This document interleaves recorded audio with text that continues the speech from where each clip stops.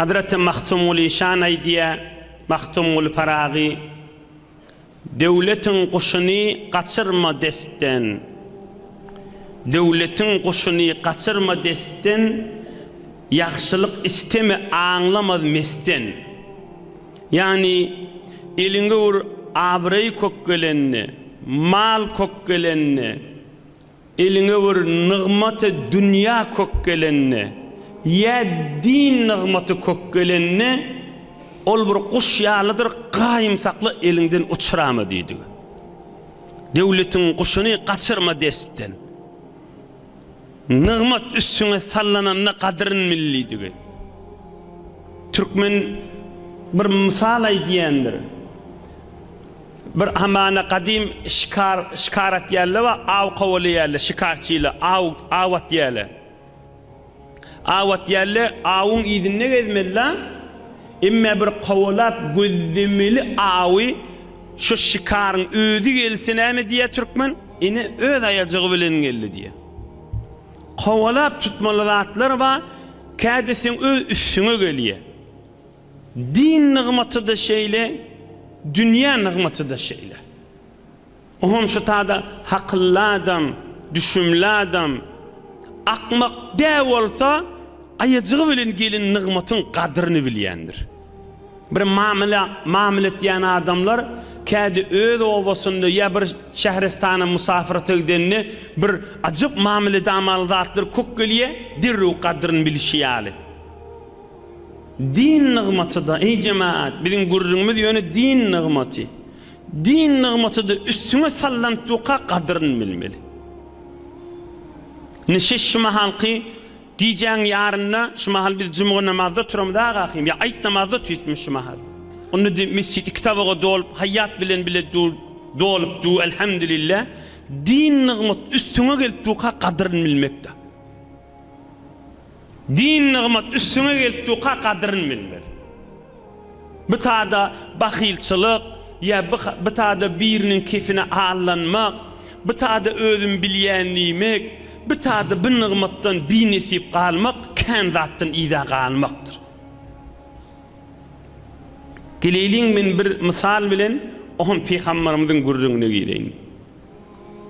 Qavcattan kulağasın, bir nığmat üstünde vaka kadrını bilmeyen gurrunu muqaddemeşi. Qadimet munhazimeti Rum ala Hirakl, feda'a min uzamaihim. Bir vaqt Avrupa ve İslam ulqon jeng bolonna Heraklius ol peygamberin zamanındaki Avrupa'nın padişahı. Avrupa'nın Rum'un Heraklius'un servarlar kaçıp idine varanına utançlı olup padişahın yanına durullarına Herakl ulqon adamların uyuşurup şikefe ediptir. Veyhakum ما هؤلاء الذين تقاتلونهم أليسوا بشرا أنتم أكثر أم هم Herakl sansız servarları milyon servarlar idine kaçanına ulqon adamları çağırıp ey deyiptir siz vurşiyerliğiniz Arap değil mi deyiptir adam değil mi şolar deyiptir neme kaçtınız siz deyiptir siz kenttiniz mi şolar kentti mi sağını deyiptir sizin teçhizatı cengiyiniz urşun yaraqları sizde ken mi ya olurdu ken mi deyip Heraklius sorattır öz ulqon adamlarından dilili neme siz kaçıp qayttınız şolardan deyip ohum bir yaşlı adam aydıptır Mesihiymiştik men aydeyin padişaha deliniptir aytdiptir İza hamalna aleyhim sabaru ve iza hamalu aleyna sadaku ola diptir biz şolara dofulamızda biz şolara hemledemizde dofulamızda bir sabırlı adamla ola bir de dofulallarına da canı bilen hukkusuz dofulayalı diptir emma biz ve nahmilu aleyhim fenekzib ve yahmiluna aleyna fela nasbir Biz olara dofulamızda öz içimizden etdiyen işimizi özümüzün inanmamız yok deyipdir. Yalandan noful yas deyipdir. Biz dofulamızda näme deyip dofulup näme deyip öldürýärligimizi bilemiz deyipdir. Ýöne yalandan noful yas deyipdir. Bir de ola bize bir yerde dofulasala bizim canımız yok kaçmak bilen deyipdir. Aham padşah aýdypdyr, hemme kişinin zihnini, pikirine gelecek soru, padşahın da pikirine gelýär, da Hirakly bolsun. Näme beýle bolýaňyz, sizde de ýewduruň da diýipdir. Sizde çynyňyz bilen boluň da diýipdir. Aham ýaşuly näme diýipdir? Li'annal qawm yasumuna bin-nahar, yaqumuna bil-leyl, yufuna bil-ahd, ya'muruna bil-ma'ruf ve yenhawna 'anil munkar. ولا يظلمون أحدا يتناصفون فيما بينهم padşaha deyipdir.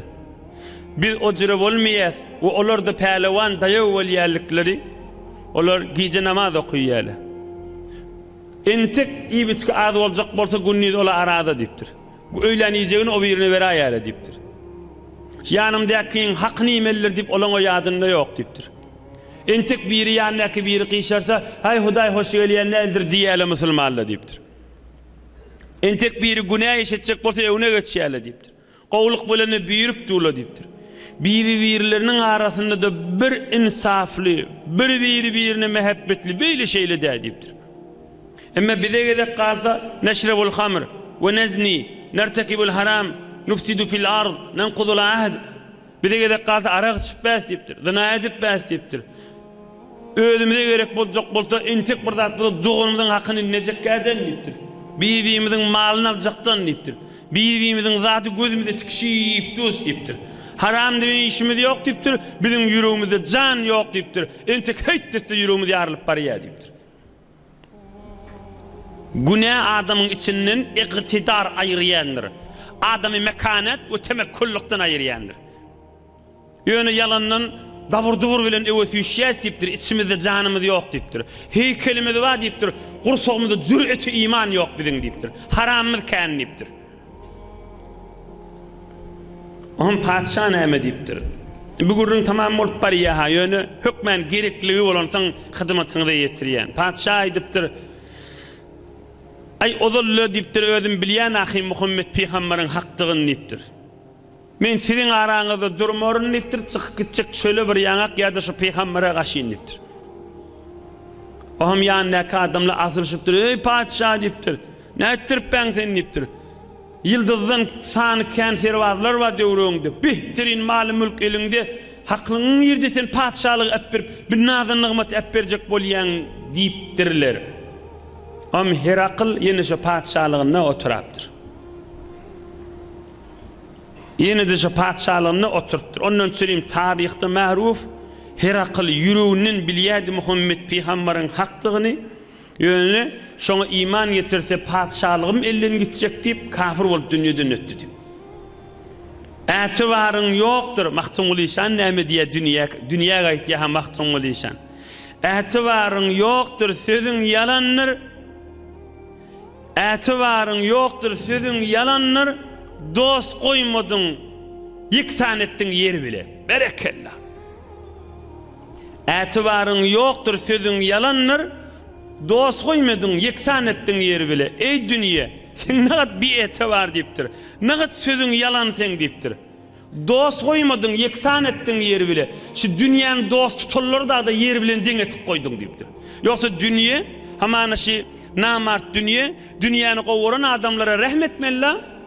Dost goýmadyň, ýeksan etdiň ýeri bile. Şol adamlar dünýäň urupan padşasy bolupdyrlar. Musulman bolmajak bolup. Yani ay iman getirmerin ýöne padşahlygym saklarna diýipdirler. Ola da gitdiler ýeriňe tegini. Bir de dügde berlide.